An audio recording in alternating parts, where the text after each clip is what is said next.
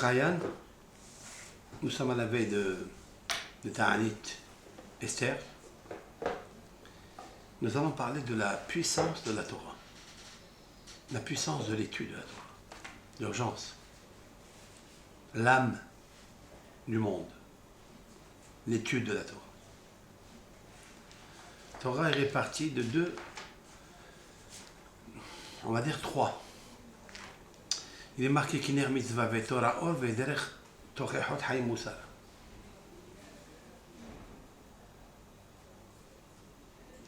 La Torah, elle est comparée à une bougie, elle est comparée à la lumière et elle est remplie de moussard. La bougie, ce sont les mitzvot.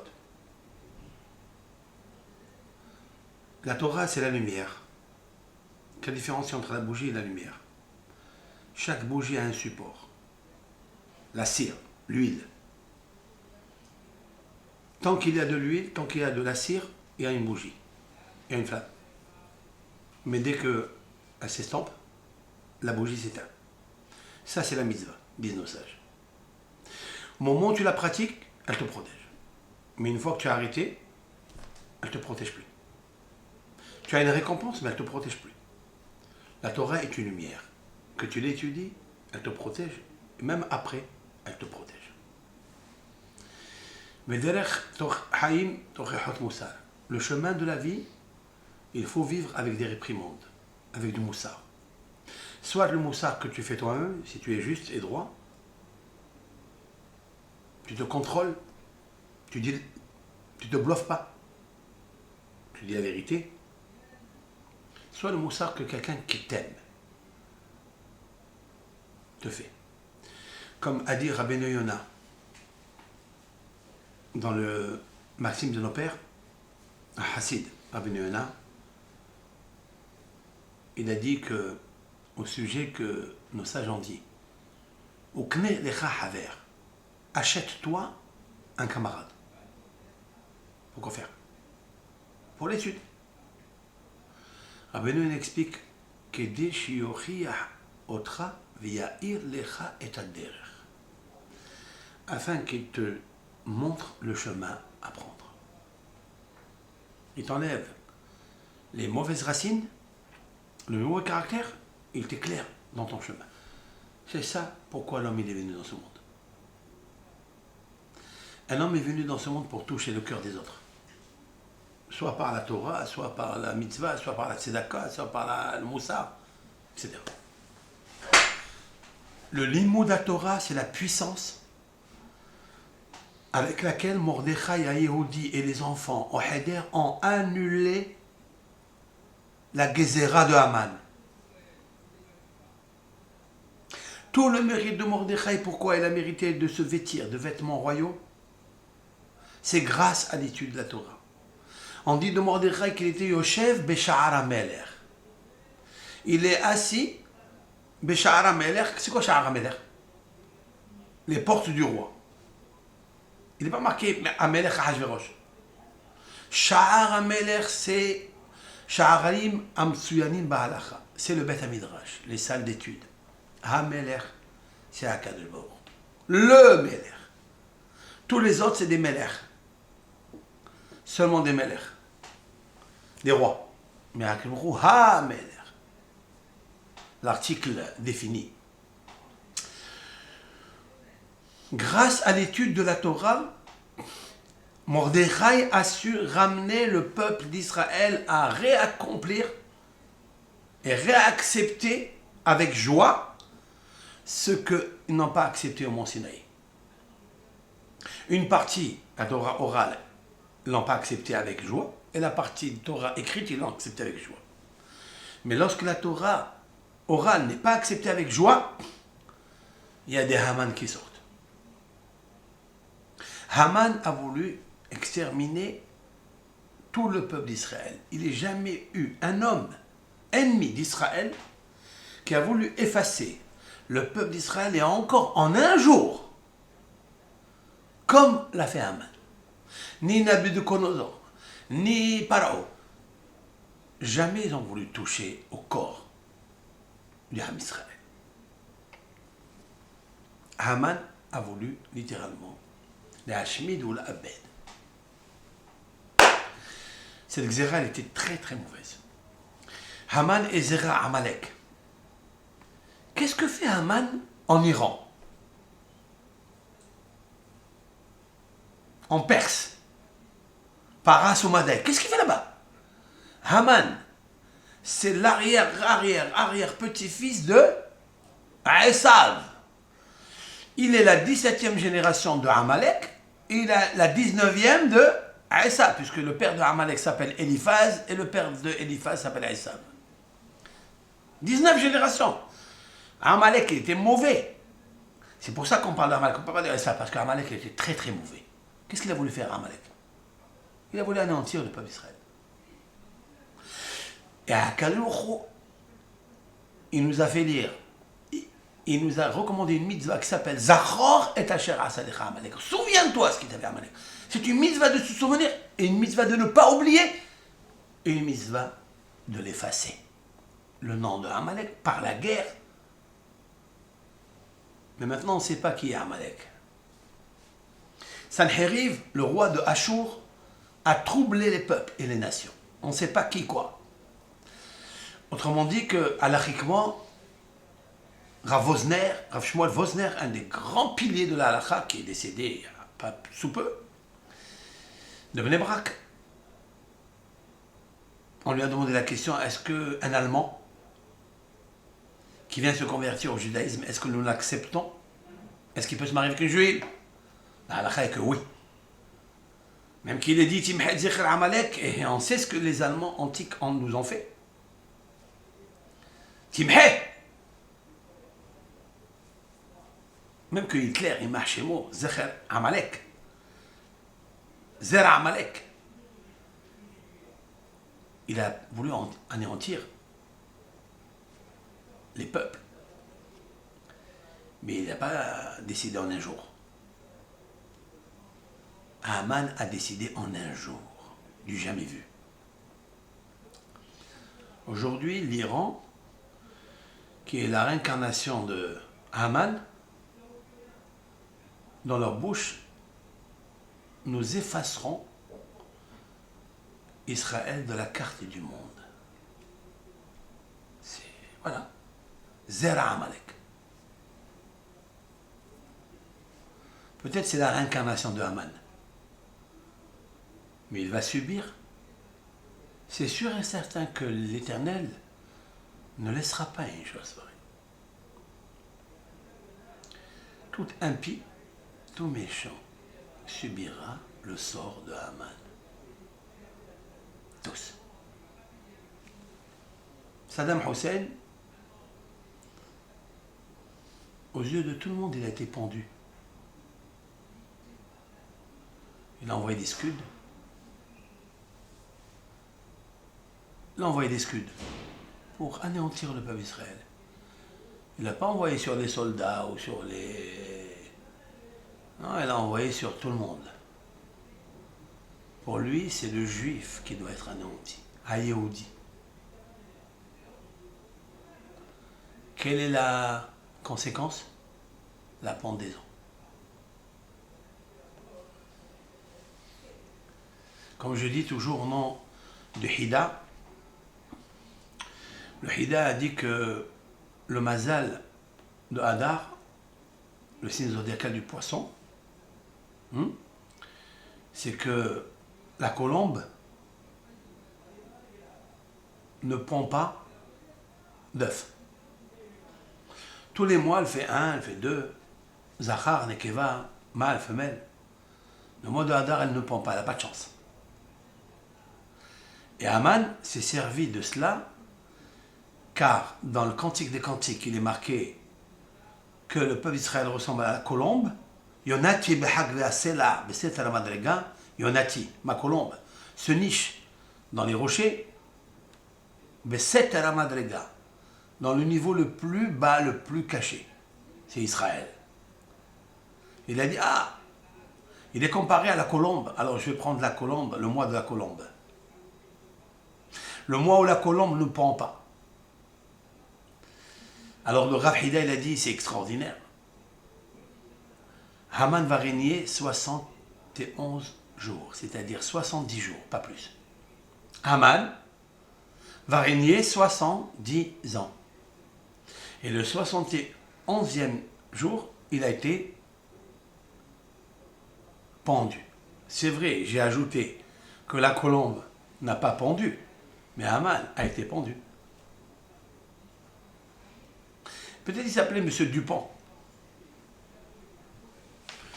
70. 70, c'était un chiffre extraordinaire. Ouais. La 70e année, bientôt, le 14 mai, l'indépendance d'Israël, du Ham Israël. Et chaque fois que revient le cycle de 70 nations, 70 pirouchim dans la Torah, valeur numérique yaïn, le vin, parce que dans le vin il y a du divin, des hidushim, du Zohar. Eh bien il faut savoir qu'Akadosh Baruch Hu, il va amener quelque chose d'extraordinaire cette année. La clim. Il va amener quelque chose d'extraordinaire. Nous avons besoin d'étudier la Torah. Nos cours seront centrés sur le fait que chaque Ben Israël et Bat Israël étudie la Torah elle-même. Chaque personne doit prendre un sefer, doit avoir une havruta, enseigner aux enfants, enseigner à ses camarades, à ses élèves, à tout un chacun. L'étude, à ses gendres, l'étude de la Torah. Prendre un sefer sur texte et étudier la Torah. Celui qui peut étudier la Mishnah, c'est le plus haut, mais il faut la comprendre. Donc on a besoin de Gemara avec. Il faut étudier la Torah. Maintenant, je reviens à ce que dit Rav Nachman de Breslev dans son livre, Likutei Moharan, dans Torah Aleph. Ashrei temimei darech haolchim betorat Hashem. Nous sommes ici dans le livre de Likutei Moharan de notre maître, Rabbeinu Nachman ben Fege. Et lui, il commence son livre fabuleux, Ashrei temimei darech. Il se sert du psaume 119 que David Ameler a posté dans le Tehillim. Et le psaume 119, il est constitué de l'alphabet. Donc, l'alphabet, elle a 22 lettres. Il commence du Aleph et il termine par la lettre Tav. Tikrav Rinati Lefaner. La première parole de David Ameler, c'est Ashrei, heureux, Temimei darech, les personnes qui ont acquis l'humilité et la naïveté, qui est en fait l'intégrité avec Hachem, Haolchim betorat Adonai, qui marche grâce à l'étude de la Torah de Hachem. Rav Nachman de Breslev a commencé par ce mot Ashrei, il me semble, parce que là aussi il faut commenter. Pourquoi il commence avec ça? Ben, il commence parce que Ashrei, comme David Amelech, il a commencé son livre de Tehillim, Ashrei Ha'ish Asher lo halach be'asad reshaim uvderech reshaim lo avad, etc. Heureux l'homme qui n'a pas marché dans le mauvais conseil des méchants, des impies, etc. David Amelech a commencé par le mot Ashrei Ha'ish. Rashi explique, il existe 10 verbes, 10 langages de louange à Hachem Barach. Et le meilleur, c'est le mot Ashrei. Heureux, le bonheur pour celui qui ne suit pas le conseil des Rishaïm. En fait, c'est un Zohar Akadosh. C'est un Zohar qui dit que le nom de Ashrei, c'est le meilleur de tous. Maintenant, pourquoi David Amelech lui-même il a commencé par cette louange de Ashrei, heureux l'homme qui ne suit pas les conseils des impies? il me semble, que David Amelech, il a voulu copier le mot Bereshit. Parce que Bereshit, il a 6 lettres, Bet, Resh, Aleph, Shin, Yud, Taf. À l'intérieur, les 4 lettres à l'intérieur du mot Bereshit, ça fait Ashrei. Il reste Bet, Tav, Bat, Bat, Ashrei. La fille heureuse. Tu es la fille heureuse. Qui est la fille heureuse? La Torah, la Shekhinah et le peuple d'Israël, la fille de Dieu. Tu es la fille heureuse. Pour toi, Hakadosh Baruch Hu, il a créé ce monde. Pour toi, que pour toi, Hakadosh Baruch Hu, il a créé ce monde. Sois heureuse, sois contente, réfléchis au beau cadeau, somptueux cadeau que Hachem Yitbarach t'a donné. Voilà pourquoi David Amelech a commencé par Ashrei. Et comme David Amelech, il a divisé son livre en 5 parties. Pourquoi? Parce que la Torah est divisée en 5 parties. La Genèse, l'Exode, Lévitique, le Nombre et Deutéronome. David Amelech aussi, il a réparti ça. Donc il a voulu s'inspirer, extraire la lumière qui est posée dans le mot Bereshit pour constituer les psaumes. Voilà pourquoi, quand vous lisez les psaumes, vous avez l'impression d'être avec Dieu. Oui, parce qu'il a pris la première parole de Dieu, Bereshit. Qu'est-ce que fait Rav Nachman de Breslev? Lui aussi, il fait pareil. Sauf que Ashrei, c'est la valeur numérique. Combien? Ça fait 511. C'est la même valeur numérique que Nahman et Simha.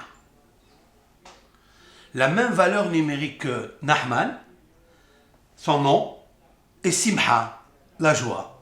Puisque toute la quintessence de son livre, par l'étude de la Torah, par les halachot, c'est de ne pas s'angoisser et d'avoir la Simha. Vous comprenez? Voilà comment débute Rav Nachman de Breslev. Mais qu'est-ce que je fais avec ça? Aholuchim betorat Adonai. Tu veux être heureux? Va, marche dans l'étude de la Torah, de Hachem. Donc voilà, le mot Ashrei, il veut dire en même temps Ashrei, c'est-à-dire le langage le plus ferme, le plus distingué des louanges de Hachem. Ashrei ha'ish asher lo halach ba'asat reshaim. David Amelech, il a commencé son livre « Heureux l'homme qui ne marche pas dans les voies et les conseils des impies ». Et dans le Kofiutet, il dit « Ashrei temi medarer ». En fait, c'est comme une réponse méthodologique que la Tmimout, c'est-à-dire l'être Tamim et Hashem, c'est ça qui peut t'amener à Holchim Betorat Hashem, sans comprendre, sans poser de questions. D'accord? Et je pense que le Rav, il a commencé par ça pour relier David Amelech et Moshe Rabbeinu à la Shalom. Parce qu'il nous faut toujours, et les tzadikim, c'est leur chemin, c'est leur conduite, toujours de se relier avec Moshe ou avec David ou avec Aaron, avec les tzadikim. Maintenant, je commence la Torah de Rav Nachman de Breslev dans l'Ikouté Moharan, et ceci a un grand rapport avec Purim. Je vais vous l'expliquer. Da, sache, qui a aidé à Torah. Sache, alors quand il a dit toujours da, ça veut dire amour, conscience, attache. Qui a aidé à Torah, par l'étude de la Torah, que Israël ils font, mitkablin kol atefilot v'chol habakashot she'anu mivachshim ou mitpalilim, sont exaucés et acceptés dans le ciel nos prières et toutes nos requêtes et nos demandes que nous pratiquons. Seulement grâce à l'étude de la Torah. Ve'ahen, la grâce, ve'ahashivut, et l'importance chez l'Israël, d'Israël, nita'alla ou mitromem, il s'élève, il s'exalte en hauteur, vifne devant kol mishetzrichin, devant la personne ou à Kadosh Baruch Hu, ou le roi ou un banquier, shetzrichim mimenu, qu'on a besoin de lui. Hen baruhani, hen bagashmi. Soit tu demandes des prières pour l'éducation de tes enfants, pour le shalom bayit, oui, soit pour la parnassa, soit pour comprendre la Torah, ça c'est le rohani, tout ce qui est spirituel, soit pour le gashmi, c'est-à-dire de quoi manger, de quoi payer ta scolarité, de quoi acheter un beau bijou à ta femme.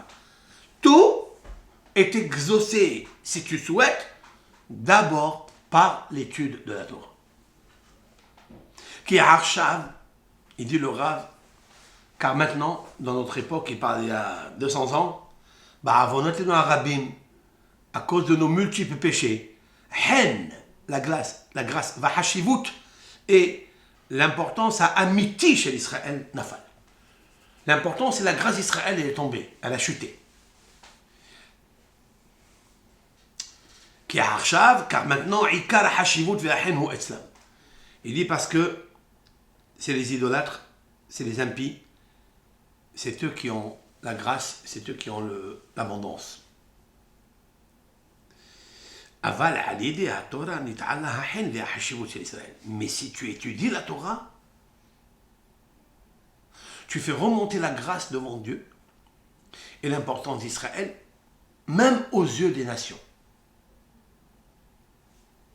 Ki ha-Torah nikret ayelet ahavim ve'alat hen. Car la Torah est appelée dans les proverbes du roi Salomon, je cite, ayelet, c'est quoi ayelet? La biche. Ahavim, de l'amour. Ve'alat hen. Et elle a la grâce sur elle. La Torah a la grâce sur elle. Mais le Talmud, dans le traité Eruvin, page 54b, nous dit Ya'alat ma'ala hen alomdea. Elle fait monter la grâce sur les personnes qui l'étudient, la Torah.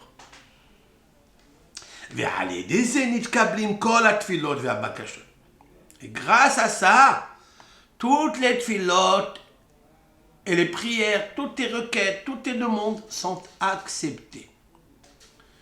Je vais m'arrêter là, oui, et je fais un commentaire sur cette petite partie du Rav. Dans le Midrash Tanhuma, dans le Parashat Kitavo, d'accord? Parashat Kitavo, de quoi elle parle là-bas? Parashat Kitavo, elle parle des 98 malédictions qu'on peut transformer en Lehaïm. Lehaïm, ça veut dire la vie. Lehaïm, Lamed, valeur numérique. Lehaïm, Lamed, Het, Yud, Yud, même 98. Dans la Parashat Kitavo, il y a 98 malédictions. À cause de quoi il y a ces malédictions? À cause de quoi? Parce que dit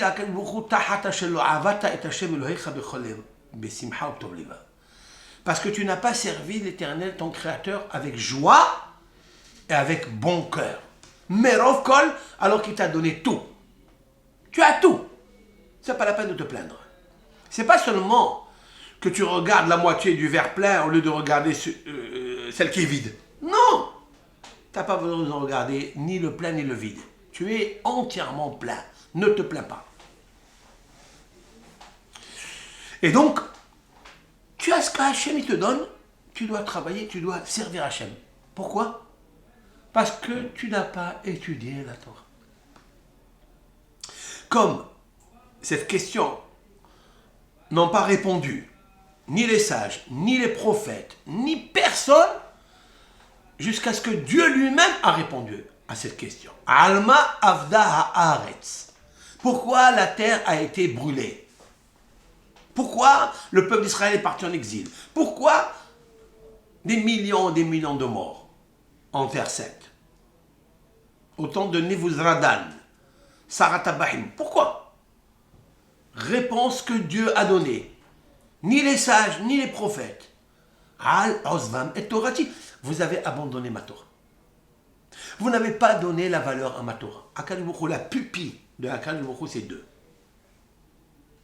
C'est Eretz Israël et le Ham Israël. Les deux. L'un va avec l'autre.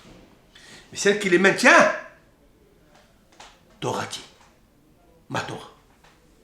Ma Torah, ça, c'est l'essentiel. Alors il dit, parce que vous avez abandonné ma Torah. Vous n'avez pas étudié la Torah Bessimha. Vous n'avez pas compris que je vous ai donné l'arme le plus sophistiquée pour combattre Amalek. C'est seulement la Torah.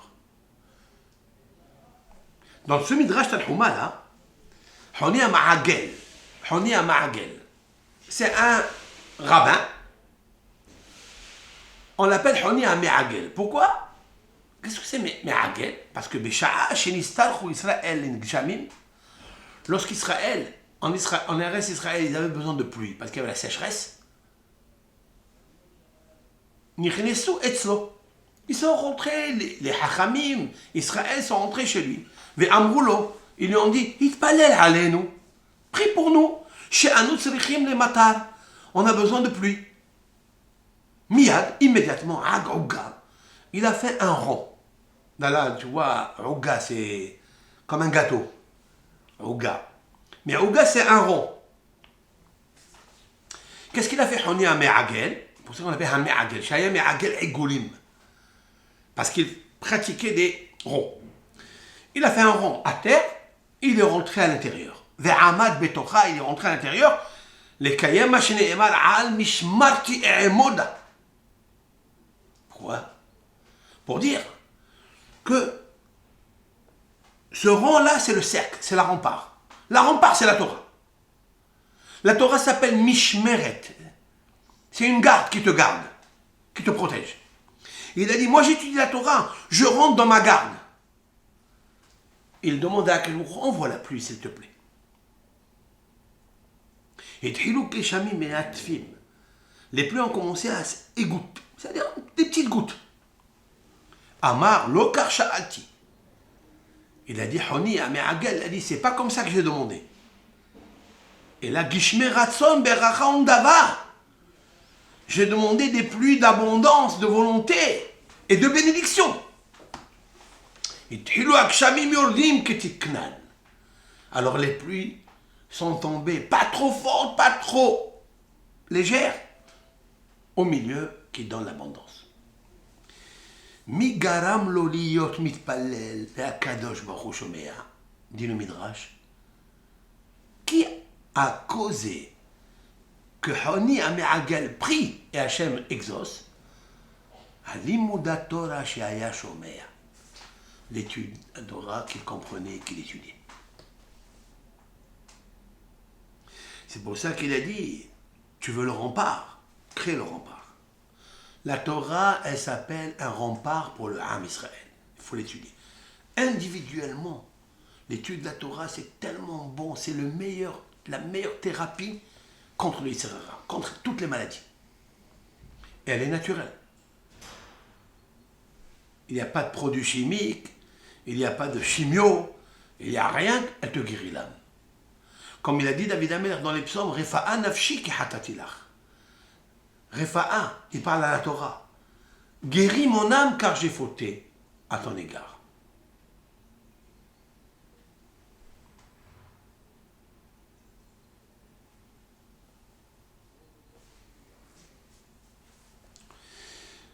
Aussi, nous trouvons dans le Zohar HaKadosh, je cite, le Zohar HaKadosh dit comme ça, Man debae, je traduis, tout celui qui veut.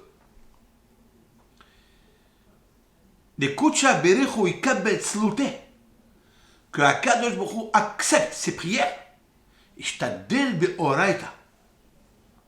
Il doit étudier la Torah.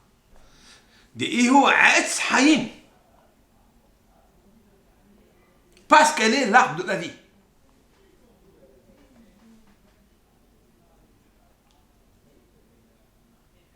Dans le Tana d'Eliyahu, qu'a écrit Eliyahu Hanavi, dans Perek Yudhet, il est marqué comme ça.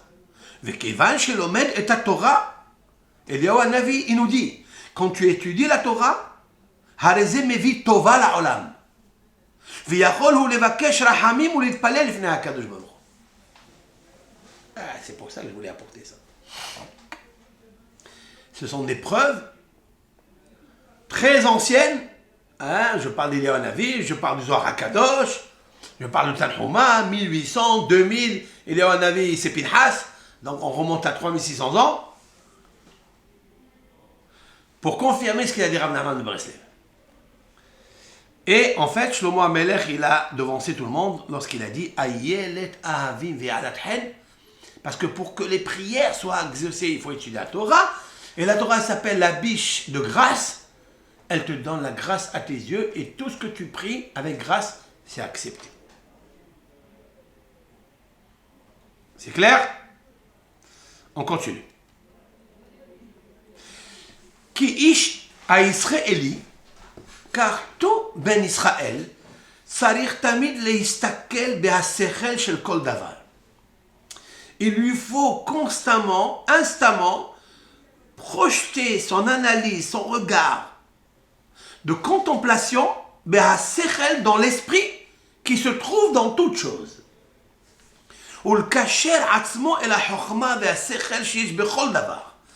Et de tacher son essence, son âme, son cœur à la sagesse et à l'esprit qui s'y trouve dans cette chose-là. Pourquoi? Pour que l'esprit de luminosité intelligente qui se trouve dans chaque chose, eh bien, lui éclaire son esprit à lui. Pourquoi faire?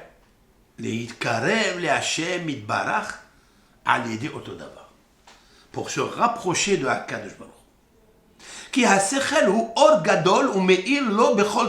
Car l'esprit intelligent qui se trouve dans chaque chose, dans un aliment, dans un élément, dans les planètes, dans les créatures, tu peux voir des merveilles à l'intérieur, tu profites de ça, ça t'éclaire pour te rapprocher de Hakadosh Baruch Hu. En fait, Hakadosh Baruch Hu, il parle avec tout le monde. Puisqu'il a posé la sagesse dans chaque aliment qu'il a créé, dans chaque créature qu'il a créée. Comme c'est marqué dans la prière, Kulam bechokhma asita. Ça, il ne le dit pas. J'apporte ce verset-là. Kulam, c'est quoi Kulam? Toutes les créatures, toutes les créations qui existent dans ce monde, asita bechokhma. Tu les as fait avec sagesse. Donc, à l'intérieur de chaque chose, il y a la sagesse. Alors prends-la, éclaire ton esprit avec et avance vers la proximité de Hakadosh Baruch Hu. Tu peux t'apprêter à faire la tchouva. Maintenant, le plus qui ramène l'homme à ça, c'est la Torah. Étude la Torah. Pourquoi? Je citerai un verset, je commente ce qu'il dit, hein, je me base sur son support pour aller plus loin dans mon commentaire. David HaMelech, le roi David, a dit dans les psaumes 145, Ashrei Yoshve Betecha, Od Yalelu Chasena. Qui ne connaît pas cette première phrase? Alors on va l'expliquer. C'est quoi Ashrei Yoshve Betecha? Heureux, encore une fois, Ashrei. Heureux, ceux qui siègent, Betecha, c'est quoi Betecha? C'est quoi ta maison? Ta maison, c'est quoi la maison? Beth Midrash, la maison de Dieu, c'est la salle d'étude. C'est là où sont postés les rouleaux de la Torah, les traités talmudiques, les midrashim, le chumash, toute la Torah entière est là. Heureux ces hommes, ces ben Israël qui s'assoient et qui étudient la Torah. Pourquoi? Encore, Yahalelu Chasela. C'est quoi? Ils te loueront à jamais. Quelle est la connexion qu'il y a, parce que tu t'assois et tu étudies tous les jours la Torah, tu vas plus louer Hakadosh Baruch Hu? Oui. C'est mieux qu'une mitzvah. Dans une mitzvah, tu ne vois pas la sagesse qu'il y a dans la mitzvah. Tu pratiques la mitzvah, mais tu ne comprends pas ce que tu fais. La plupart des gens mettent les téphilines, mais ils ne savent pas pourquoi ils mettent les téphilines. S'ils avaient étudié au Beth Midrash, et maintenant, c'est toujours... il n'est jamais trop tard de bien faire. Et c'est ça mon but dans cette année, si Dieu veut. Toute cette année, je parlerai de l'essence, de l'importance de l'étude de la Torah. La lumière qu'il y a dedans, elle te ramène à la Teshuvah.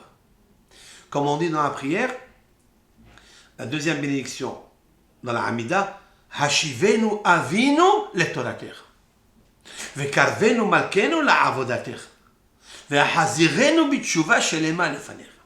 C'est une impossible teshuva shelema lefanecha s'il n'y a pas Hashivenu avinu letoratecha. La première teshuva, c'est de nous ramener à ton étude de la Torah.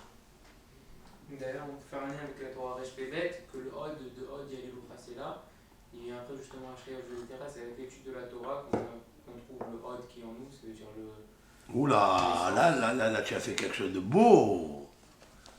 Zak Barar, magnifique Yanouch. Ah, oui, on a étudié la Torah Resh Pebet de Rav Nachman de Breslev, qui parlait de ce petit Hod là, le Hod qui est en toi, c'est-à-dire le côté positif qui est en toi, que tu dois regarder en toi. Ne regarde jamais ce qui est nonchalant en toi, la paresse en toi, la kina en toi, etc. Ne regarde pas ça. Alors regarde là, le bon qui est en toi et réveille-toi avec et regarde toujours le bon dans ton camarade. C'est vrai. Il s'appelle Hod. Quand toi tu dis, Ashrei Yoshve Betera, que si tu dis, étudies la Torah de Hachem, tu verras toujours le Hod en toi. C'est magnifique. C'est très beau. Et c'est très fort. Rav Nachman de Breslev, il doit être content dans le ciel en t'écoutant. Ashrei Yoshve Betera. Heureux l'homme qui étudie dans tes tentes, les tentes de Jacob, de Moshe Rabbeinu, de Aaron, de Am Israël. Bet Midrash. Hod. Ils vont découvrir ce Hod en eux. Alors ils te loueront toujours. Jamais ils se désespéreront de ça. Très beau. Donc on voit que l'étude de la Torah, c'est vital, c'est nécessaire, c'est le premier médicament qu'un ben Israël il doit faire. Même pour guérir son âme des Averot, il a besoin de faire ses shuvas grâce à l'étude. Il ne pourra pas connaître Dieu plus grand. Hachem, plus on étudie la Torah, plus on le connaît. Dans chaque mitzvah, il y a une intelligence aussi. Je voudrais juste apporter à nos chers visionnaires, ceux qui nous écoutent, et à vous, il y a une mitzvah dans la Torah, une mitzvah qui dit Lo taharosh beshor bahamor yahdav. Ne laboure pas avec un bœuf et un âne en même temps. Et en plus, il est marqué avant Lo tahsom shor bedisho. Ne mets pas la muselière au bœuf quand il laboure. Donc si je prends un âne et un bœuf, je dois leur mettre la muselière pour qu'ils mangent. D'accord ? Leur mettre la crèche pour qu'ils mangent. Ne lui mets pas la muselière. Alors maintenant, il faut comprendre pourquoi la Torah nous a interdit de mettre un bœuf et un âne ensemble pour labourer. Je n'ai que ça. Si j'avais 2 bœufs, ok. Mais là, j'ai un âne et un bœuf et je veux travailler mon champ. Pourquoi ne pas mettre un âne et un bœuf ? Si vous demandez à n'importe quel paysan, il dira, il n'y a pas de problème. Les deux sont robustes, les deux sont puissants, les deux c'est des travailleurs dans leur à manger seulement. Vient le Hinour. Le Hinour, c'est-à-dire, c'est un rabbin qui a écrit des commentaires sur les 613 mitzvot, Rabbi Aaron al-Lévi. Il a vécu au XIVe siècle, début du XIVe siècle. Il a donné une raison ingénieuse, fabuleuse que la Torah, elle veut nous enseigner. Et ça, c'est une lumière, c'est un sechel, c'est une lumière qu'il faut prendre et s'approcher de la clé. Quoi ? Il dit le bœuf, quand il mange, il rumine. L'âne, quand il mange, il rumine pas. Si tu mets l'âne à côté du bœuf, une fois qu'il a fini de manger, il n'y a plus à manger, le bœuf, il va faire remonter la nourriture qu'il a dans le ventre, dans ses intestins, à la bouche. Il va commencer à mâcher et encore remanger. L'âne, lui, il rumine pas. Il dit, tiens, il a mangé, le bœuf a mangé plus que moi. Il est en train de manger et moi, le propriétaire m'a donné un tout petit peu à manger. Il risque de souffrir de ça. Il risque d'avoir mal à l'aise. Comment ça se fait que le propriétaire lui a donné plus à manger à lui qu'à lui ? Au bœuf qu'à lui. Mais en vérité, c'est pas vrai. Regardez pourquoi la Torah, elle nous a interdit de mettre un âne avec un bœuf pour cette raison. Pour ne pas qu'il pense, waouh, qu'est-ce que ça a à voir avec un âne ? Laisse-le travailler, c'est un âne. Non. Il est une mitzvah de la Torah de Tsar Ba'alei Hayim. Interdit de faire souffrir les animaux minatora. C'est un plan divin, plan de la Torah. C'est pas un ordre rabbinique. Regardez comment la Torah elle a pensé à ça. Alors si on prend cette mitzvah extraordinaire que la Torah nous a proposée, nous a recommandée, il y a à boire et à manger. C'est-à-dire, je prends le sechel de la chose, tiens, je fais attention à un âne qui ne pense pas où tu vas. Alors, à plus forte raison, quand tu es avec ton fils, avec ton élève, fais très attention à ne pas lui dire quelque chose qui peut penser et se vexer. Alors, je connais avec ta femme, ou avec tes enfants, avec ton mari, fais très attention à ne pas sortir une parole. Ça veut dire, là, il faut mettre la muselière.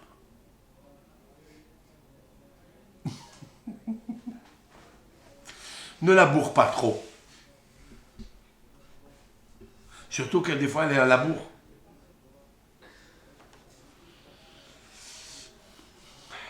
Tu as compris ou pas? Voilà une mitzvah. David Amelech, il a dit dans le psaume, mitzvah Adonai bara meirat hinaim.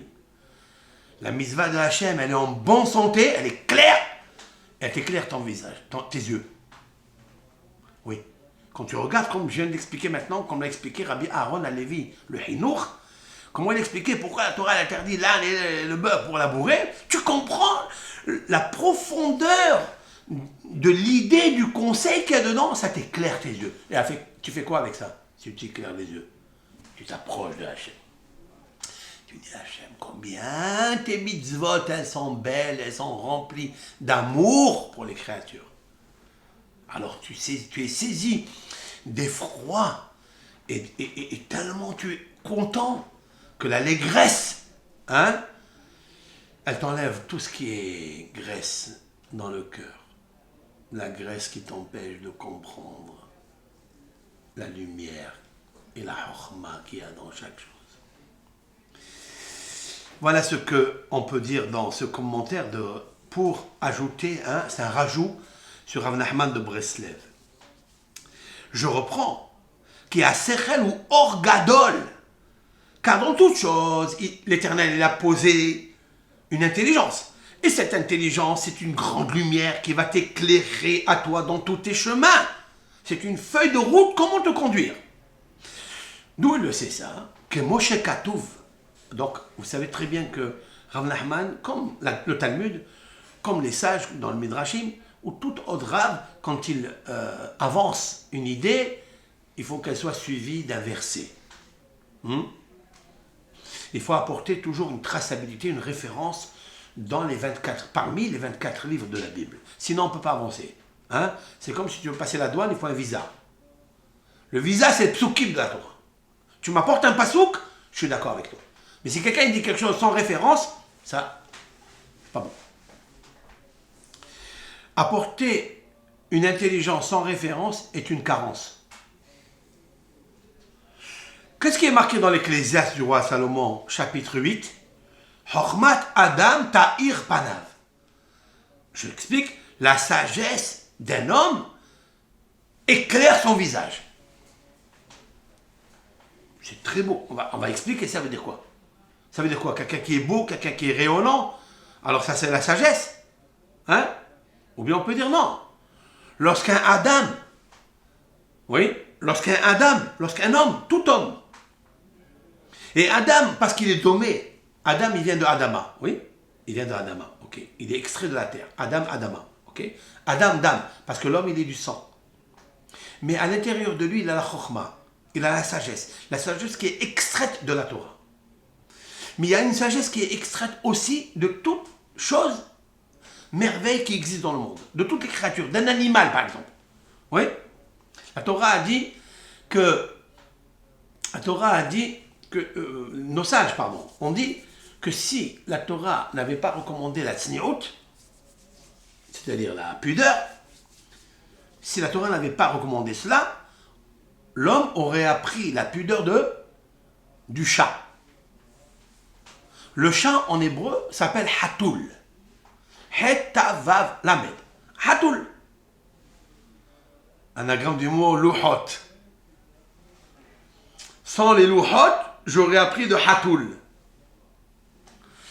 Donc, qu'est-ce que j'aurais appris de Hatoul? Le hatoul, le chat, il se cache, il fait ses besoins et il recouvre avec le sable. C'est un signe de pudeur. Hakadosh Baruch Hu, il a mis un enseignement, un sechel dans chaque aliment, dans chaque élément, dans chaque créature. Il lui a donné son instinct, les mœurs, l'intelligence, comment se conduire. Il a étudié à la Shiva, le chat. Il a étudié la Torah. Quelle bibliothèque il a pris ça? Hakadosh Baruch Hu lui a mis. Hashem Yitbarach, il a mis le sechel, la lumière or gadol dans chaque aliment, dans chaque élément de ce monde. Oui. Combien de vitamines il y a dans le citron? Énormément de vitamines. Énormément. Le citron, il peut tuer toutes les acidités qu'il y a dans l'intestin, que fabriquent des nourritures acides. Et qui peut entraîner un cancer, Dieu préserve. Et à Kadosh Baruch Hu, de facto, naturellement, le citron, à jeun par exemple le matin, tu peux détruire toutes les mauvaises bactéries qui circulent dans ton corps. Ce qu'on appelle dans la communauté médicinale les radicaux libres. Il peut éradiquer les radicaux libres. Dans le citron. C'est incroyable. Parce que pourquoi il a mis du sechel dedans? Pourquoi il a créé des choses merveilleuses, comme dit l'Ecclésiaste du roi Salomon à la fin. Il a dit Et hakol asa be'ito obismano. L'Éternel, il a fait tout en son temps et en son heure. Il y a tous les vitamines au-dessous du soleil dans ce monde. Vehema bikshu heshbonot rabim. Et eux, les hommes, ont cherché des stratagèmes, des calculs, etc. pour améliorer ça. Et on est tombé dans quoi? On est tombé dans la bombe atomique. On est tombé dans beaucoup de choses qui ne sont pas bien. Qui détruisent l'homme.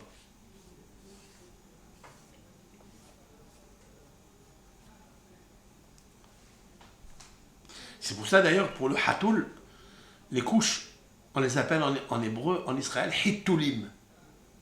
Hitoulim, ce sont les couches. Ça vient du mot hatoul. Clair? Donc, regardez la merveille qu'il y a dedans.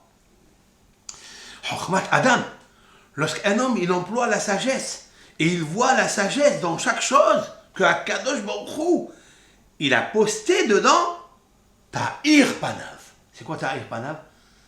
Elle éclaire son visage, oui. Mais on peut dire aussi, elle éclaire son visage pour voir la voie devant lui.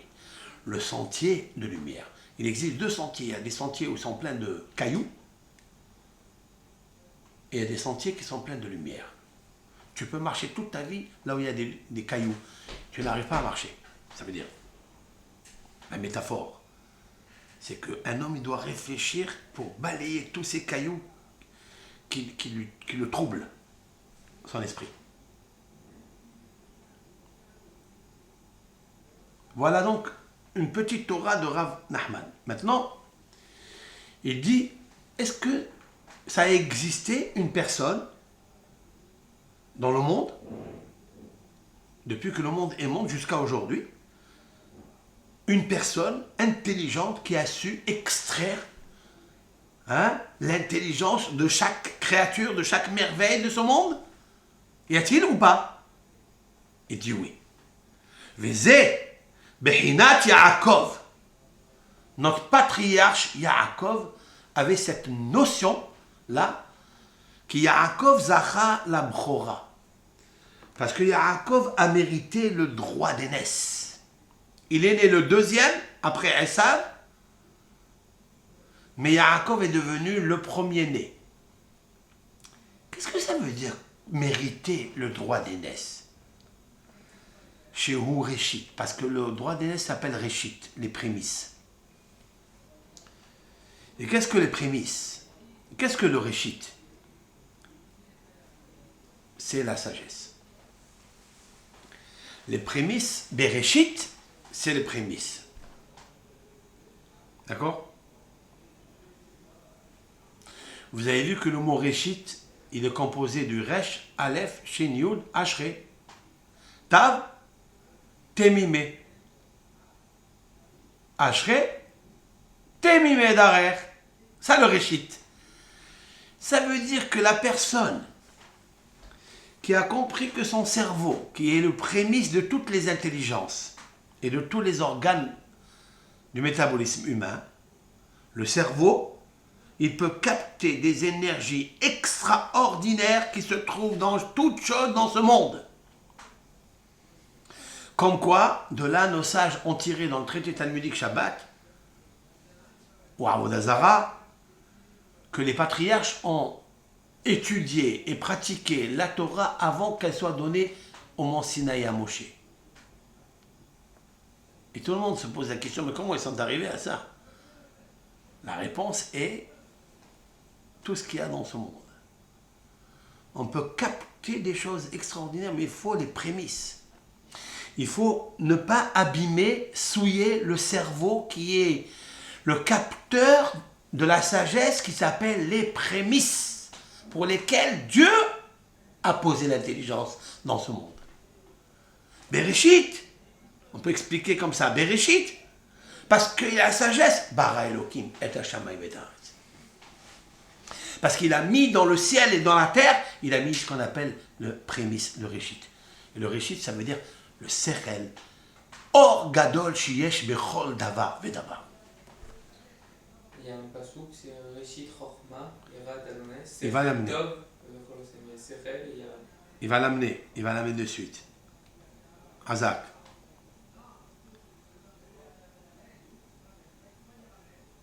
Très bien. On continue là. Il va l'amener ça. Hazak. Kemosh Katouf, Réchit Chochma et Attaché, c'est celui-là le pasouk. Comme il est écrit dans Teilim Kouf Yud Aleph, 111, Réchit Chochma et Atadona, Sechel Tov Osem, Teilato Omedet la. C'est quoi? Réchit Chochma et Attaché. C'est-à-dire, la sagesse, c'est les prémices. Pour atteindre la sagesse, la percevoir, la comprendre, l'imprimer en toi, que Hachem il te la donne, qu'est-ce qu'il faut? Il faut y être attaché. Il faut la crainte du ciel, la crainte de Dieu. Combattre l'instinct que tu as en toi, le mauvais en toi. Le combattre. Sechel tov lechol osehem. Tehilato omedet lan. Cela te donne un sechel tov. Il te donne un esprit bon. Avec un bon jugement pour l'autre. Maintenant, nous, on sait que Yaakov Avinu, il a la sagesse et les prémices. Et grâce à ça, il a reçu le droit d'aînesse et le droit de la bénédiction par son père Yitzhak. Alors, il amène un pasouk. Il y a un verset qui dit dans Bereshit Ravzaï, 27, Vayarkeveni ze pa'amayim. Alors, je rappelle juste pour les auditeurs et ceux qui nous visionnent, parce que c'est un peu profond ça. La Torah nous dit, à propos de la bénédiction que Yitzhak doit donner à Esav, c'est Yaakov qui rentre à la place. Et Yaakov donc subtilise et reçoit de droit la bénédiction. Pourquoi il la reçoit? Parce qu'il est le grand. Il est le Bechor. Ah, il est le Bechor, c'est pas vrai. Il est le deuxième, certes. Mais la Torah, elle a écrit que Yaakov n'était pas un voleur. Pas du tout. Il a acheté le droit d'aînesse de son frère. Et son frère l'a vendu. Vous allez me dire, peut-être c'est une vente qui est un petit peu falsifiée. La réponse, elle est non. C'est que Esav a détesté la Bechora. Lorsque on vous apporte une marchandise qui est de valeur, normalement, de droit, vous devez la recevoir. Mais si vous la détestez, vous l'humiliez. Et où on a vu que Esav a humilié la Bechora? Vaïves be'enav. Il a complètement annulé. Vaïves Esav et sa Bechora. Et Esav, il a humilié la Bechora. Il a dit, ouais, c'est pas pour moi ça. Moi, je crois que je vais aller servir Dieu dans le Beth Amikdash toute la journée. Mais je ne peux pas rester au Beth Midrash. Je ne peux pas rester au Beth Amikdash. Qu'est-ce que tu veux faire? Ish yodea tsaïd ish sadeh. La Torah nous a déjà donné le caractère et la mission de Esav. Un homme qui chasse, un homme qui court dans les champs. Élysées. Zéo. C'est ça. Maintenant, il arrive des champs fatigué. C'est normal. Il fait des bêtises. Il fait n'importe quoi. Ce jour-là, il a fait 5 péchés que Rachid rapporte par analogie des termes, que le Tanhouma, le Midrash Tanhouma, et tout le monde, tous les Midrashim rapportent que Esav, ce jour-là, il arrive fatigué, estompé à cause des péchés qu'il a fait. Et il a faim. Et Yaakov, de lui dire, qu'est-ce que tu veux? Il lui dit, donne-moi de ce rouge. Et il lui donne. Il le gave. Il lui dit, mais avant que je te donne ça, s'il te plaît, Yaakov, il voit que Esav, il ne peut pas servir Dieu parce qu'il a fait des avérodes, des graves péchés. Tu ne peux pas être le Kohen Gadol, tu ne peux pas être le Bechor. Tu peux me le vendre, s'il te plaît? Il lui dit, prends-la. De toute façon, demain ou aujourd'hui, on va mourir. À quoi me sert ça? Ça veut dire, on va mourir. Mais si tu fais les mitzvot, si tu sers Dieu, tu vas recevoir la maba. Il ne croit pas en la maba. La résurrection des morts, ça aussi, il ne croit pas. Donc, il était athée. Ça veut dire qu'il était athée de en la maba qu'on va recevoir la récompense. Il a dit Mahar Namut. Mahar Namut, mais il y a la résurrection. Quand même, il dit, moi, il n'y a pas de résurrection. Il a dit Yaakov, donc c'est pas pour toi. Donne-moi ça. Et la Torah, elle dit un mot très fort. Vaïvez Esav et Abéor. Qu'est-ce que fait Yaakov? Il achète. Donc de droit, Yaakov il rentre pour recevoir la bracha. La bracha. Parce que Bechora et Berachot, c'est pareil. Celui qui a la Bechora, le droit d'aînesse, eh bien, il reçoit des bénédictions. Et là, c'est marqué que lorsque Esav est revenu des champs, il est rentré pour recevoir la bracha. Son père, il lui a dit, mais qui tu es? Il dit, moi, je suis ton fils. Esav, le Bechor. Ah, tu n'es pas le Bechor. Tu l'as vendu. Tu l'as vendu. Mais il dit, c'est moi, puisque tu m'as demandé, donc c'est moi. Il n'a pas dit à son père qu'il a acheté, que Yaakov lui a acheté le droit d'aînesse. Il n'a pas dit. C'est un petit menteur. Comme quoi, quelqu'un qui a humilié le droit d'aînesse, c'est qu'il a humilié la sagesse. Donc il n'a pas le droit au droit d'aînesse. Et alors? Et là, Esav, il se met à pleurer.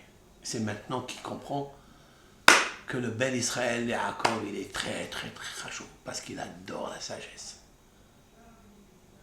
Et il dit une phrase incompréhensible. Vaya'akeveni ze pa'amayim. Et ce Yaakov-là, il m'a talonné 2 fois. Et bechorati lakah, vehine lakah gam et berchati. Mon droit d'aînesse, il a pris, et il a pris aussi ma bénédiction. Ça, c'est ensemble, ça va ensemble. Oui. Qu'est-ce que c'est Vaya'akeveni? Il m'a talonné, du vient Akev, ça vient du mot Akev. Le Targum Onkelos, il y a 2000 ans, il explique Vaya'akemeni. Il était plus sage que moi. Voilà ce que c'est Yaakov. Yaakov, c'est la notion de la sagesse. 20e, Yaakov, c'est Chokhmah. Et grâce à la Chokhmah de la Torah, il a acquiert la Beracha et la Bechora. Les deux. Veze bechinat shemesh. Il dit, c'est ça la notion du soleil. C'est quoi le soleil? Qui a sechel ou meir lo bechol derachav comme shemesh. Il dit que quelqu'un, il a un esprit lucide et intelligent, il extrait toutes les intelligences du monde. Et il brille comme le soleil. Et c'est ce qui est marqué dans les proverbes du roi Salomon. Orach tzadikim ke or noga. Le chemin des justes, il est comme une lumière brillante. Holer vaor, il va en éclairant ad nechon hayom jusqu'au lever du jour. De quel jour s'agit-il? Il n'explique pas le Rav, mais j'explique. Ce pasouk intervient. Vous savez, quand on lit ce pasouk, on l'étudie à Hanouka. Parce qu'il y a eu la lumière qui a jailli de l'obscurité, au temps des Grecs. Parce que la vraie lumière, ce n'est pas toutes les modernités, le sport, qu'en pratiquer et en inventer les Grecs. Non, c'est Orach Sadikim qui ornoga. C'est une lumière qui est dans leur esprit comme un soleil qui brille pour éclairer l'obscurité. Quelle obscurité? La fin des temps. Le peuple d'Israël, c'est le peuple élu. C'est le peuple où Akadosh Baruch Hu a dit à Pharaon, béni Bechori Israël. Je suis le peuple élu, le peuple du Bechora. Qu'est-ce que ça veut dire? Tu es un Bechora. Tu es le premier au monde? Tu n'es pas le premier au monde. C'est Esav qui vient avant toi. Certes. Mais le peuple d'Israël a agrandi la sagesse. Lui a donné la préciosité, une valeur réelle, la sagesse de Akadosh Baruch Hu. C'est pour ça que Yaakov est devenu Bechor. Tous les peuples au monde n'ont pas reçu la Torah. Il n'y a que l'âme Israël. Et il viendront dire à ce peuple, grâce à votre sagesse, vous êtes le Bechor. Ça va bientôt arriver. C'est ce qu'on verra, que lorsque Haman, parce que je veux connoter ça avec la Megillah, lorsque Haman a vu que, une fois qu'il est arrivé à la hiérarchie la plus grande, c'est-à-dire après Ahasuerus, c'était lui. Oui.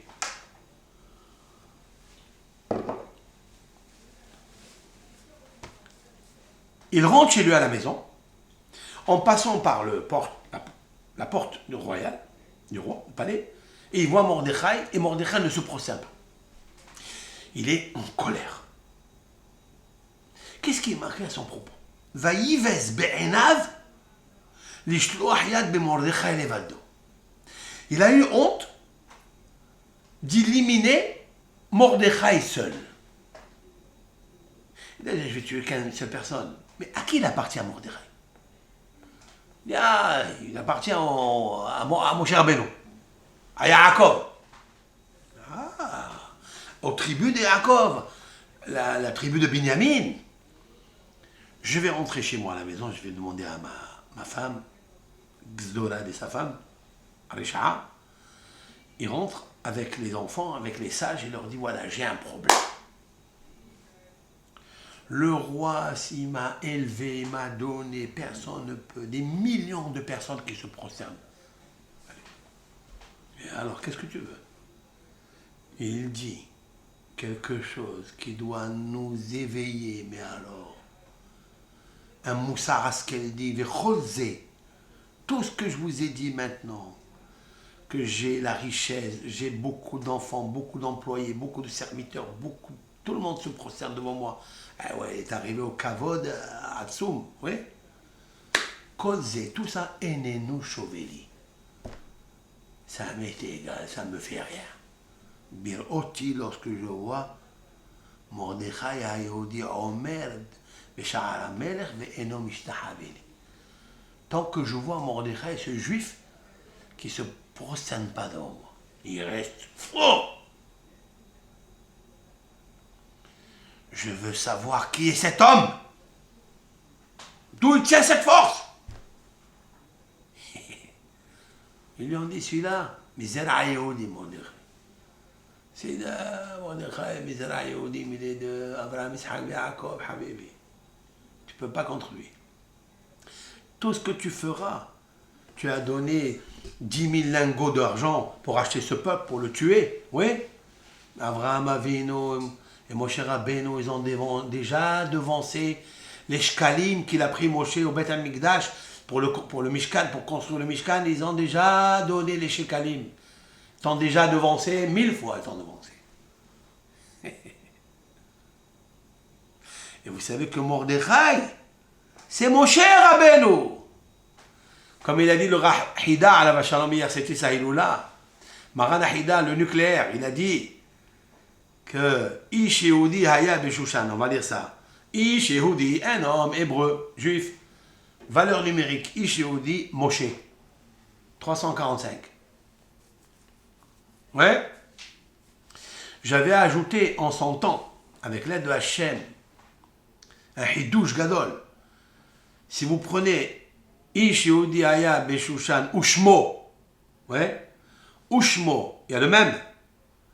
Le même. Ushmo Mordechai. Oui. Il s'appelle Mordechai. Un homme juif était à Shushan. Il s'appelle Mordechai. Ushmo, même. Le même. Vous comptez 26 lettres. Vous trouverez le Shin. Vous compterez 26 lettres. Vous trouvez le He. Même Shin, He, Moshe. Après des séquences de 26 lettres. Le nom de Dieu. Pourquoi 26? Le nom de Dieu. Mais non, parce que Moshe, il est la 26e génération après Adam Arishon. Eh oui, ça veut dire la Torah. Quand on dit que Mordechai est Yehudi, parce qu'il étudie la Torah très fort. Quelqu'un qui étudie la Torah, il peut tenir devant un Haman il peut devenir n'importe qui. La Perse de l'époque était puissante. Comme un Mordechai, l'okam veloza. Ni se lève, ni bouge. Est-ce assis? Indifférent de cet idolâtre-là, de cette stèle orgueilleuse de Haman. Et impie, et mauvais et cruel. Il n'a pas eu peur de lui. Non. Parce que Michel Omet Torah, celui qui étudie la Torah, peut demander à Kalebochou tout ce qu'il veut, il accepte. Parce qu'il a du haine, il a de la grâce. Ok? Alors, tu sais ce qu'ils lui ont dit, les Gzdora de sa femme, Zeresh? Il lui a dit, ils n'ont qu'à faire un arbre haut de 50 coudées.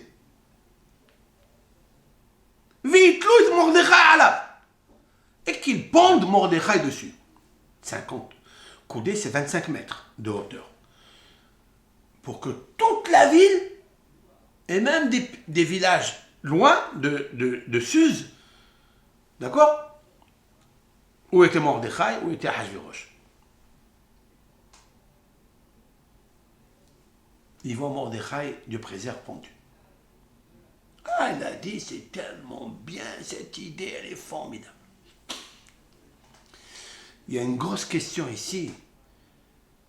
Logiquement, ce conseil, il est impraticable. Où tu vas trouver un poteau qui fait 50 coudées, 25 mètres de haut? Où tu vas trouver? Et en plus, si tu veux éliminer Mordechai, voilà une balle. On va faire lui un complot, prendre 2 personnes fortes, Mordechai, 2 brigands, 2 mafieux, tu le prends, tu l'amènes dans une forêt, tu le tues là-bas. Qu'est-ce qu'il a besoin de faire un très haut? Qu'est-ce qu'il veut? En plus, où tu vas le trouver, ça? Il a dit d'accord. Askan, il a fait ça. Comment il a fait? Il est parti de partout, il a demandé à tout, au Liban, il a demandé à la Syrie, il a demandé à tous les... là. Il a demandé, donne-moi, trouve-moi. Personne ne lui a dit, on n'a pas. Il n'y a personne qui construit une maison avec un poteau de 50 coudées, 25 mètres. Il n'y a pas, ça n'existe pas. C'est ce qu'il a fait. Il en avait un, haut, dans son toit. Il avait une maison, un palais. Et il avait une poutre qui faisait 50 coudées. Il a cassé le gag, il a cassé le toit pour prendre cette poutre. Quel imbécile. Tu écoutes? Je vais vous donner un scoop, un hidouche atsoum qui doit être écrit là. Il s'appelle Haman Ha'agagi. Haman Ha'agagi. Agag, c'est le petit-fils d'Amalek. Il s'appelle Agagi. Son nom de famille, Agag. Voilà pourquoi il s'appelle Agag. Parce qu'il est monté dans le toit, le gag.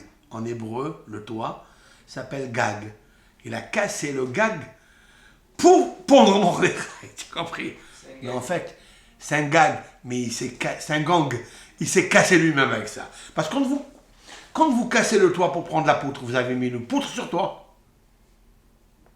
Il a pris la poutre sur lui. Tu as compris ou pas? Il a fait ça. Pourquoi faire? Pour dire à tout le monde, devant tout le monde, regardez ce que j'ai fait. S'il avait éliminé Mordechai en cachette, il n'a pas encore la gloire. Parce que Mordechai ne se prosterne pas devant lui, devant tout le monde.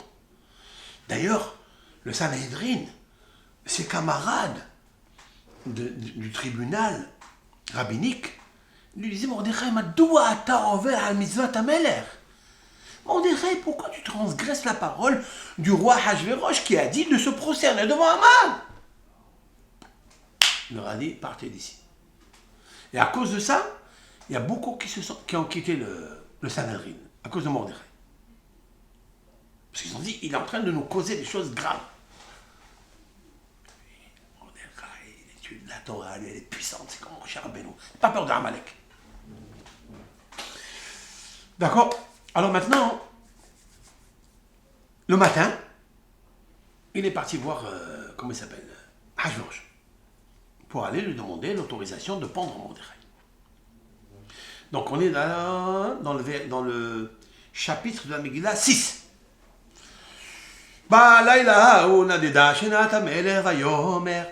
De quoi il s'agit? Le roi avait une insomnie. Ce jour-là, lorsque le matin il devait venir Haman, ce soir-là, la veille, Hachvérosh ne dormait pas, ne pouvait pas dormir. Ok? Alors il a dit, bon, je dors pas, alors amenez-moi les archives pour voir un petit peu dans les archives. Il voit, Hachem Barach, il lui a mis les yeux dessus, il a boosté un peu comment on appelle ça, zoomé ses yeux dans le texte qui dit, Mordechai a sauvé le roi Ahashvérosh lorsque Bigtan Vateresh, ces deux Grecs là, ces deux Perses, ont voulu l'empoisonner. Il a dit, mais ce livre-là, on l'a écrit pour récompenser tous ceux qui ont fait du bien au roi, qui ont apporté un conseil ou un salut. Il a dit, qu'est-ce qui a été fait à Mordechai pour cette chose-là, qui m'a sauvé la vie? Il a dit, rien. Rien? Ok. Et là, on lui dit, donc là il se réveille, jusqu'au petit matin, il se réveille et on lui dit, voilà, il y a Haman qui est Behassar Amelech, il est dans la cour royale. Il a dit, qu'est-ce qu'il veut? Il veut demander quelque chose. En fait, il rentrer. Et il rentre. Et avant que Haman pose la question, le roi il lui dit, Mana, qu'est-ce qu'on peut faire à une personne que le roi désire son honneur? Que peut-on lui offrir comme protocole, comme kavod? Alors, Haman a pensé, Bélibo, ça, ce texte est magnifique. Et Haman, il pense dans son cœur, à qui le roi, il peut faire du bien plus que moi? Il n'y a que moi. Avec tout ce que tu as, tu veux encore. Alors il a pensé lui donner un conseil. Voilà ce qu'il faut faire. Yavi ulevush malchut asher avash bo hamelech. Vesus asher achabbo hamelech. Venitan et al-levush ve et asus ve keter malchut al rosho. C'est-à-dire, on amène le vêtement que le roi a mis lorsqu'il a été nommé roi. C'est comme ça qu'il faut l'étudier. Et le cheval majestueux, l'étalon. Un étalon qui était magnifique, qui portait la couronne royale lui aussi. Comme le roi portait la couronne royale, même le cheval méritait la couronne royale. Et mettre les vêtements sur cette personne, le mettre sur le cheval, et appeler un ministre. Un ministre, il a dit un ministre, il n'a pas dit n'importe qui, il a dit un ministre du royaume, très proche du roi, qui va conduire, pas seulement un homme de l'étable, l'écurie du roi, non, il a un ministre. C'est lui, il va se renverser tout. Mais là, tout celui qui cherche là, les honneurs, il fuit de lui. C'est là, tu peux le voir ici dans la Megillah.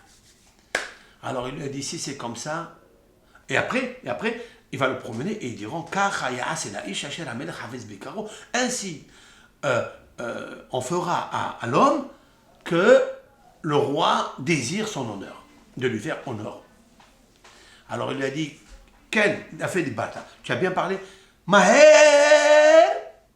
Et là, dans Maher, ça veut dire fais vite. Et là, il y a un ta'am, la sonorité, la musique Un des Te'amim, le signe du Te'am, c'est Talcha. C'est un rond. Et sur Maher, il y a deux. Et si vous voulez dire quelque chose d'ingénieux, écoutez bien. Maher, il y a deux tours. Fais-lui deux tours. Ne fais pas qu'un seul tour, fais deux. Quand tu vas tourner, pour promener dans la ville, fais-lui pas un. Parce que tu vas t'estomper. Fais-lui un deuxième tour. Comme ça, il le fracasse. Kéménisé par Amaïn. Fais-lui un deuxième tour. Prends le vêtement royal et le cheval. Et va faire ça Mordechai et Oudi. Quelle gêne. Il a une gêne terrible, là, une honte. Mordechai et Oudi, je suis venu pour le pendre. Qu'est-ce qu'il a fait à Aman? Il est parti chez Mordechai, il lui dit viens. Il l'habille, il le fait monter sur le cheval et il le tire.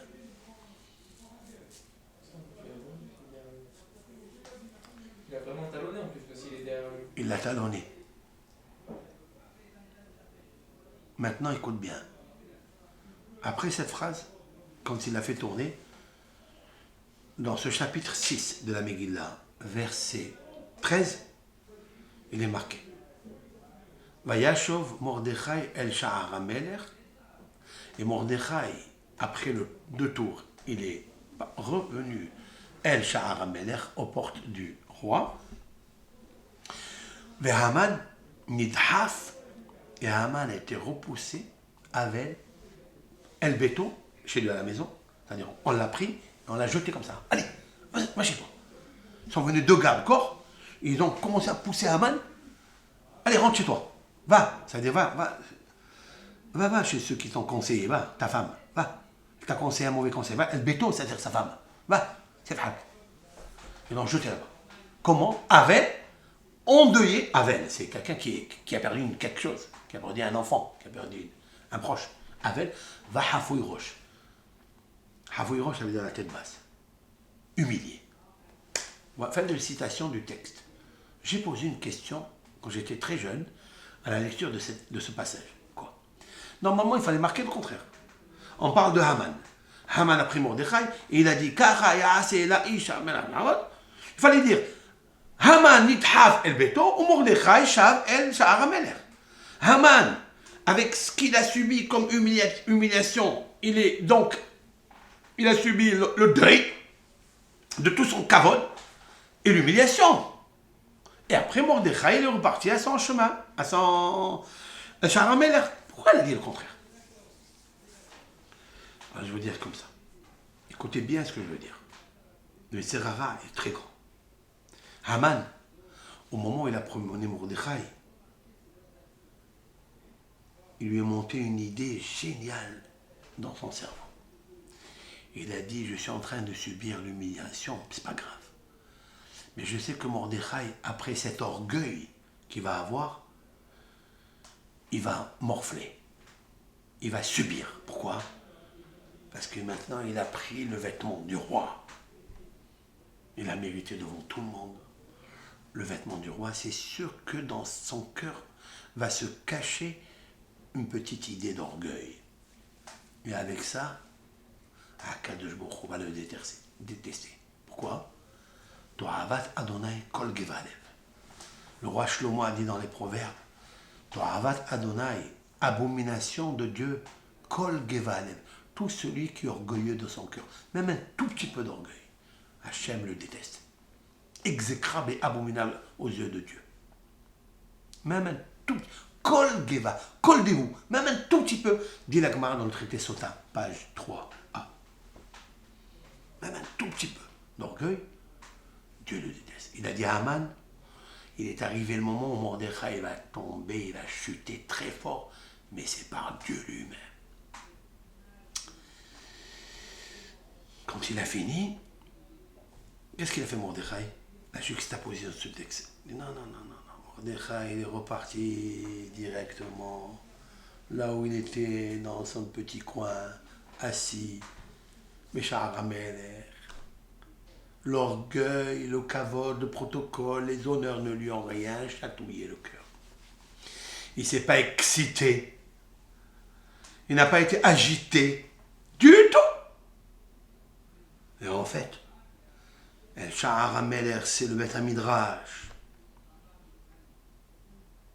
C'est là où se trouve la Torah. HaMelech, le roi. Il est parti au Beth HaMidrash, étudier la Torah. Il n'y a que ça qui le sauvera de l'orgueil. Et c'est ça qui a repoussé Haman. Haman nithaf el beto avel v'hafouy rosh. C'est ça, quand il a vu que le stratagème qu'il avait en tête, l'idée mauvaise que Mordechai va se mettre en orgueil, ça l'a complètement annulé et écrasé. Et pour ça, il est parti avel v'hafouy rosh. Il s'est dit, c'est pas possible. C'est un homme qui est immunisé contre le kavod. Oui, la Torah, elle immunise l'homme, elle lui donne une armée très forte d'immunité. Et c'est ça qui l'a rendu complètement fou. Ah, oui. Avel Vachaf Roche, à cause du or de la Torah. Avel Aleph. Avel Vahafoui. Roche. Avel Vahafoui Roche. Ah, très bien. Avel, Aleph. Vahafoui, Vav, Roche, Resh. Or. Or de la Torah. Bravo. Très très beau. Très très bien. Avel, Vahafoui, Roche, or. Parce qu'il est revenu hors de la Torah. Alors l'autre, il est devenu Avel. C'est-à-dire en deuil. Nithaf el beto. Comme quoi, la plus belle chose que l'on doit faire dans notre vie, Lecha Adonai Agedula Agivora Vetiveret Nazon. Je veux apporter une preuve à cela, d'où de Patah Eliyahu Hanavi Zachor Letov et Amar. Eliyahu Hanavi, il a écrit un passage que peu de gens connaissent, peu de gens lisent.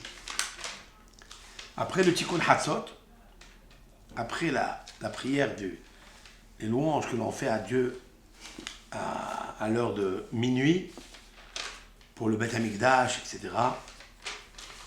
Alors le Rav Hida, il a posté dans le livre, dans tous les livres, de lire, qu'il est bon de lire Patah Eliyahu Hanavi Zachor Letov et Amar. Et là, ce livre, ce passage, c'est Eliyahu Hanavi qui trace l'importance des 10 séphirotes. Oui. Comment l'Éternel conduit son monde par 10 caractères. Ce sont des attributs de sagesse, de bina, etc. Et juste avant le dernier passage, il est dit comme ça.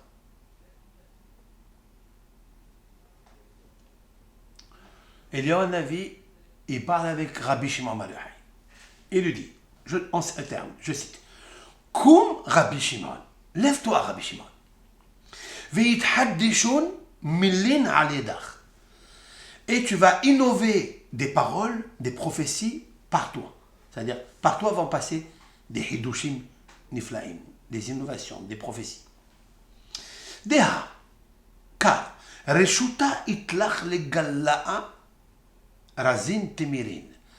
Car l'Éternel, je suis envoyé par Dieu. Eliyahu Hanavi, dit Rabbi Shimon Bar Yochai, je suis envoyé par Dieu pour te dire que tu as l'autorisation, la permission de dévoiler les secrets de la Torah.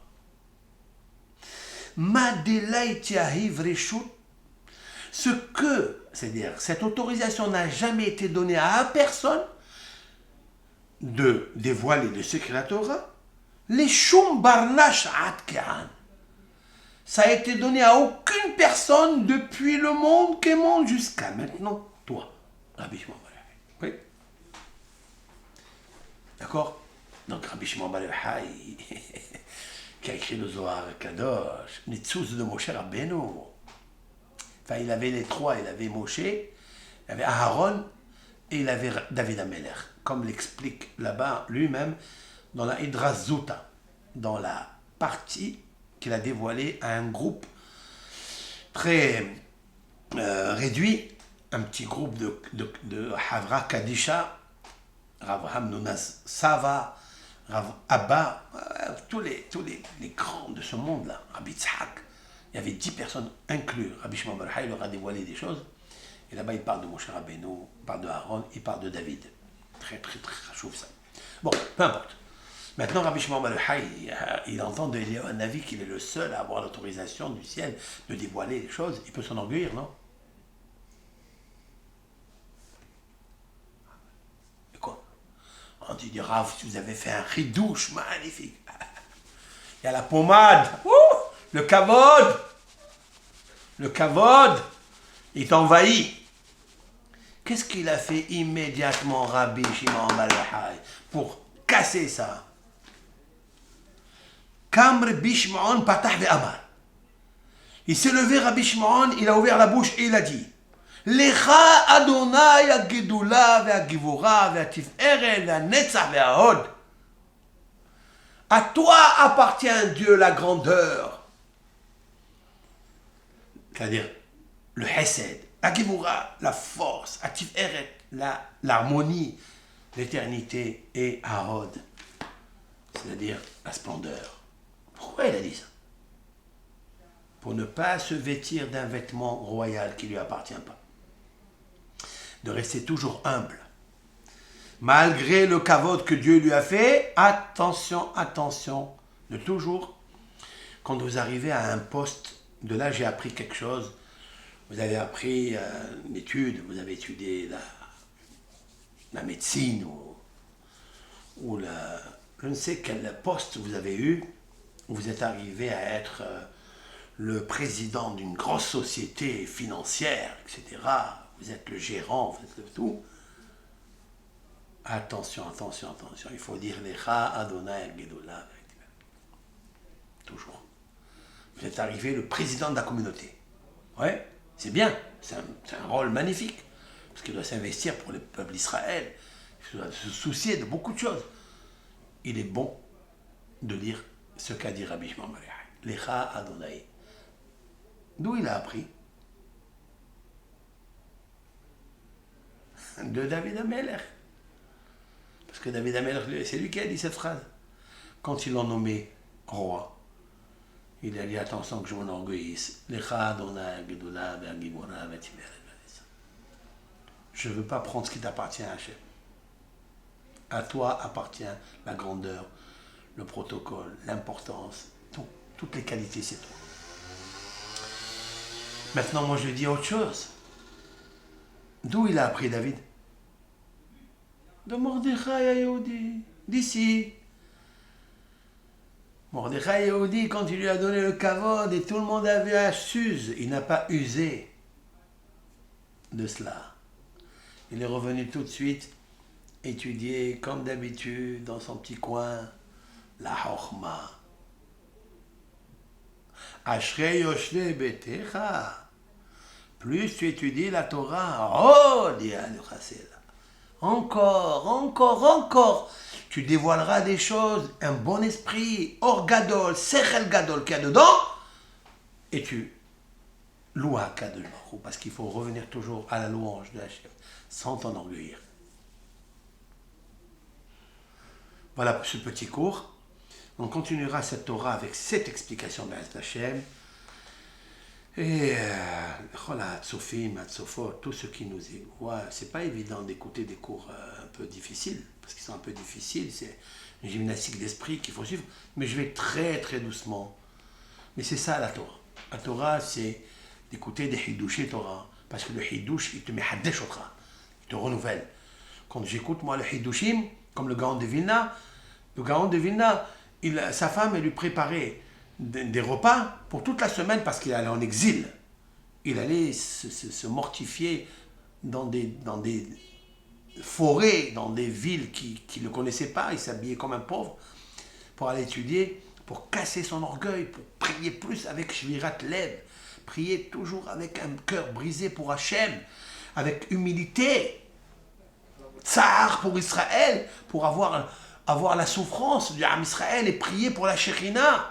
Tu ne peux pas être assis sur le trône de Hachvérosh ou de Haman et louer Hachem. C'est pas possible. Comment? Karov Hachem l'enish berelev. Elokim lo tifze. Comme il a écrit David HaMelech dans le psaume 51. Karov Adonai l'Enishber élève. L'Éternel est proche de celui qui brise son cœur. Le Zohar HaKadosh a dit quelque chose aussi. Il y a 3 Tefillah les David. Tefillah les Hani. Tefillah les Moshe. Dans les psaumes, il y a 3 fois Tefillah les Moshe, la prière de Moshe, la prière de David et la prière du pauvre. Et le Zohar HaKadosh demande qui est la meilleure des 3. Avec Omer, la réponse est Tefillah les Hani. La prière du pauvre. Pourquoi?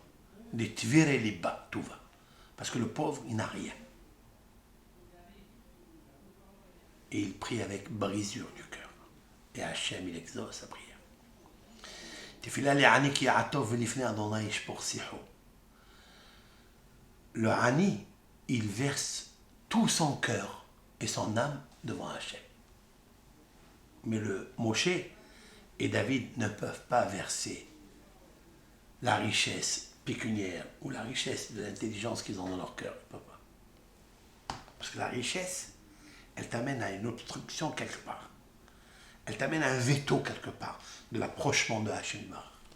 Comme ça, il dit le Zohar. Le Gaon de Vilna, je reviens à cette anecdote, il allait, quand il revenait 7 jours après pour Shabbat, sa femme, elle ouvrait le sac, elle trouvait toute la nourriture dedans.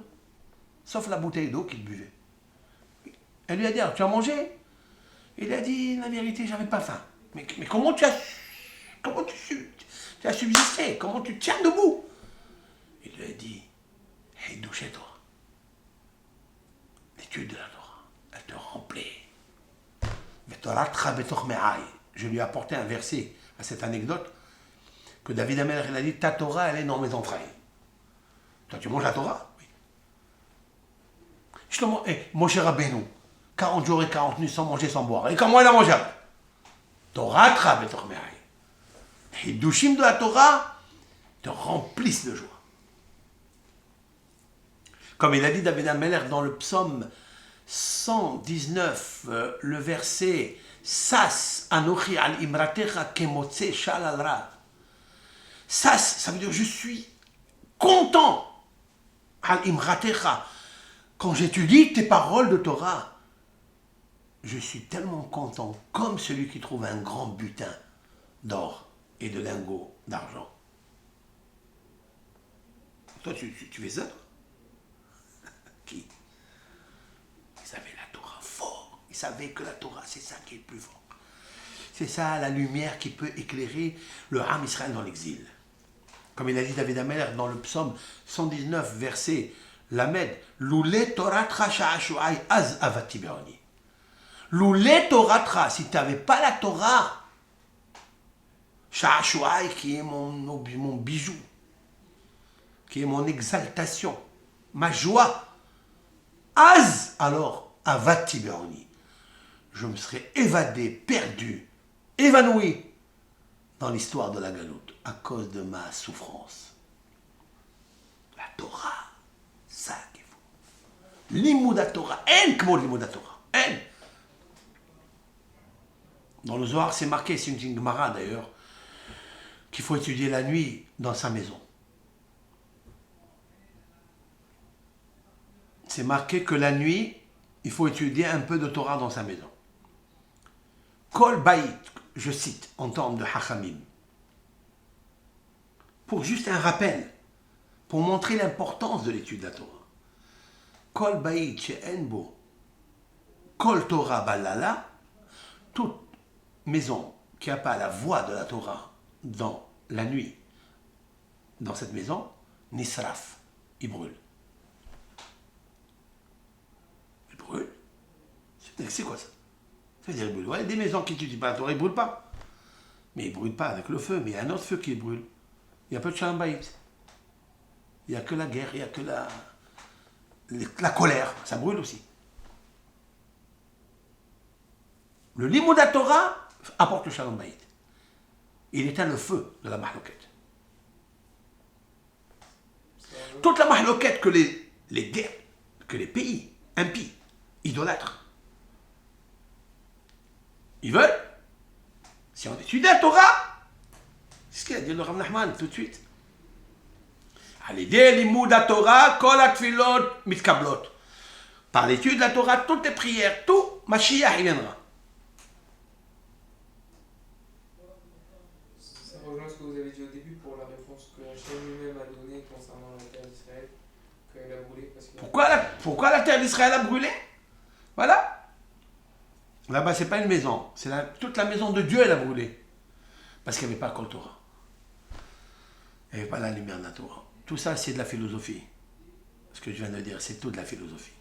Mettons en pratique, chers amis, ceux qui nous visionnent, chers amis, je vous le dis, d'étudier un peu de Torah dans le livre. C'est bien les cours, mais c'est pas avec ça qu'on va gagner le concours. Il faut avoir recours à l'étude de la Torah pour ne pas crier au secours. Avec ce petit cours que je vous ai envoyé, eh bien que Hachem Barach vous aide, nous aide, et qu'il nous donne la possibilité, Hachem qui nous donne la possibilité, je te demande Hachem de nous donner la possibilité de s'asseoir, de prendre un temps dans la journée, une demi-heure, un quart d'heure, une heure, qui peut le plus, qui peut le moins, qui peut le moins, qui peut le plus, oui, non, non, oui, l'ilmod Torah, étudie un peu Torah, ouvre le livre, tu vas voir. Tu vas devenir immunisé de tout. L'ilmod. Toutes les fragilités qu'il y a dans notre éducation, tout commence par l'étude de la Torah. Il faut étudier la Torah. C'est ça les écoles juives. Les écoles juives, nous devons, à l'intérieur de cette école, même s'il y a le baccalauréat, comme dans nos écoles, mais Ashrei Adam Botech Bach, heureux l'homme qui a confiance en toi. Maintenant, je termine mon cours avec le psaume 22. D'accord? Je vais vous donner ici un scoop, une couronne à tout ce cours. Une couronne en diamant de lumière. Quel est le psaume qu'on va lire le jour du jeûne? Demain, Be'ezat Hashem. L'Amnasih, c'est le psaume 22. L'Amnasih al-Ayyelet al-Shahar Mizmor le David. L'Amnasih, c'est un instrument musical qui s'appelle l'Amnasih. Mais l'Amnasih, c'est aussi l'éternité. L'Amnasih, c'est aussi parler, dire. Al-Ayyelet al-Shahar. Ayelet, c'est qui Ayelet? C'est la Torah. On vient de dire Ayelet Ahavim. La Torah s'appelle la biche de l'amour. Il y a la biche du matin. Mizmor le David. Regardez les initiales de la fin des mots. L'Amnaseyah, il y a le Het. Al, Lamed. Ayelet, Tav. Het, Lamed, Tav, Halot. Et l'anagramme du mot Luhot. C'est quoi Halot? C'est les Halot du pain. C'est quoi Luhot? C'est l'étape de la loi. On fait tous les vendredis, pour le soir, on fabrique 2 pains en forme de Luhot. C'est ça, Ayelet Hashah. C'est ça qu'il nous faut étudier. Ayelet Hashah.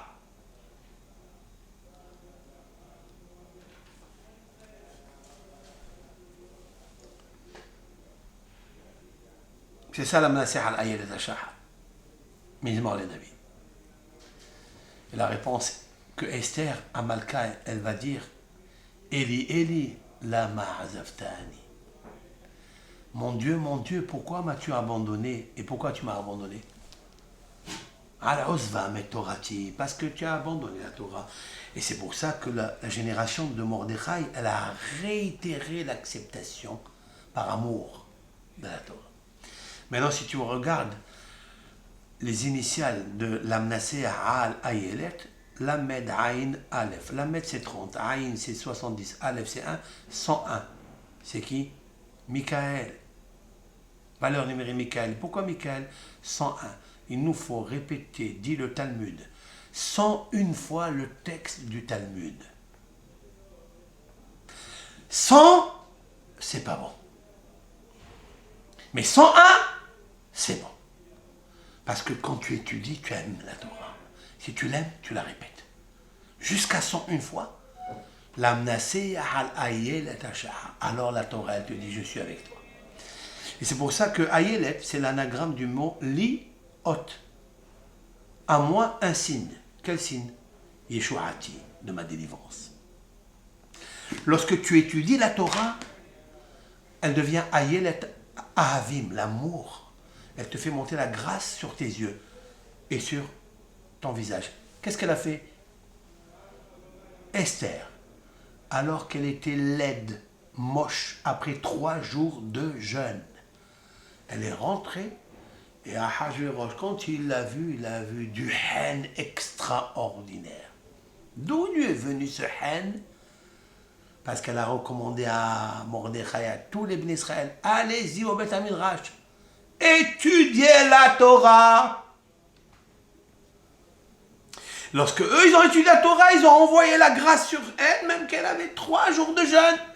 Quand elle est rentrée, Ahasuerus, il était fou d'elle. Il a dit, mais quelle beauté, quelle grâce. C'est comme ça qu'elle a annulé le mauvais décret de Haman. On veut annuler les mauvais décrets de l'Iran et de tous ceux qui veulent effacer le monde juif de la carte du monde. Ils se trompent. Ils se trompent. Seulement l'étude de la Torah. Ça, Be'ezrat Hashem, on est armé mieux que toutes les armées du monde. Hashem Yitbarach, arme-nous de ton arme sophistiquée, la lumière de ta Torah. Viavo Ashia, Tzidkenu. Amen, amen.